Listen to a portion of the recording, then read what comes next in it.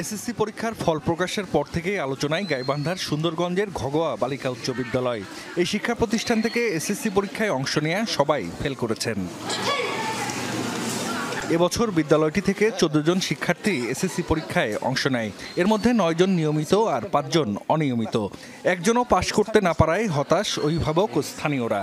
ফল বিপর্যয়ের অন্যতম কারণ হিসেবে শিক্ষকদের পাঠদানে অনীহা ও বিদ্যালয় ম্যানেজিং কমিটি না থাকাকে দায়ী করছেন তারা।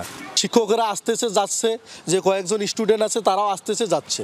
যদি পড়াশোনার ভালো মান হতো তাহলে অবশ্যই তারা ভালো রেজাল্ট করতো। গ্যামজামটা চলতেছে অনেক দিন থাকি, তো এই গ্যামজামের কারণে লেখাপড়া সুষ্ঠুভাবে হইতেছে না, এই আর কি।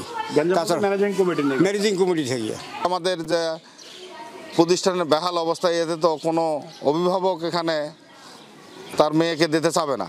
অকৃতকার্য শিক্ষার্থীরা বলছেন, ভালো পরীক্ষা দিয়েও কেন ফল বিপর্যয় সেটি বুঝতে পারছেন না তারা। আমরা অনেক ভালো করছি, আমাদের পরীক্ষা এতটাও খারাপ হয়নি। আমরা হয়তো 30টা নৈবেদিকের মধ্যে আমরা বাসায় এসে থেকে আমরা 15-16টা করে আমাদের প্রশ্ন উত্তর হয়েছে, তো সেখানে আমরা কিভাবে ফেল করলাম। শিক্ষকদের দাবি বিদ্যালয়ে নিয়মিত পাঠদান করা হয়। গেল বছর এসএসসিতে 16 জন শিক্ষার্থী অংশ নিয়ে পাশ করে 13 জন। এবছরের পরীক্ষার্থীদের খাতা চ্যালেঞ্জের প্রক্রিয়া চলছে বলেও জানিয়েছেন তারা। এ ব্যাপারে আমরা অত্যন্ত মর্মাহত। আমরা তো তাদেরকে যেভাবে টিচিং দিছি তাতে মনে হয় না তারা ফেল করবে। 12 জনকার চ্যালেঞ্জ আজকে হচ্ছে।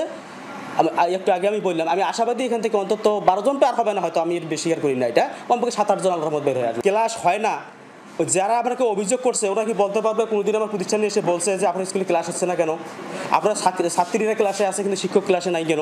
বলতে পারবে কেউ? এরকম কোনো প্রমাণ দেখাইতে পারবে? এসএসসিতে বিদ্যালয়টির সব পরীক্ষার্থীর ফেল করার ঘটনা তদন্ত করে ব্যবস্থা নেওয়া হবে বলে জানিয়েছেন উপজেলা মাধ্যমিক শিক্ষা কর্মকর্তা। আজকে আমি সরাসরি প্রতিষ্ঠানে পরিদর্শনে যাই। তারা বিশেষ করে কয়েকটি কারণ উল্লেখ করেছেন। একটা কারণের মধ্যে তারা বলেছেন যে পার্শ্ববর্তী একটা স্কুল অ্যান্ড কলেজ আছে, তো যারা ভালো শিক্ষার্থী তাদের এবং সচেতন অভিভাবক তারা তাদের শিক্ষার্থীদেরকে ওই প্রতিষ্ঠানে ভর্তি করে এবং তারা দুর্বল শিক্ষার্থী তাদের প্রতিষ্ঠানে ভর্তি হয়ে থাকে। 1994 সালে প্রতিষ্ঠিত ঘগোয়া বালিকা উচ্চ বিদ্যালয় এমপিওভুক্ত হয় 2004 সালে। বর্তমানে বিদ্যালয়টিতে 144 জন শিক্ষার্থী ও 13 জন শিক্ষক এবং 3 জন কর্মচারী রয়েছেন। জাহিদ হাসান, যমুনা নিউজ।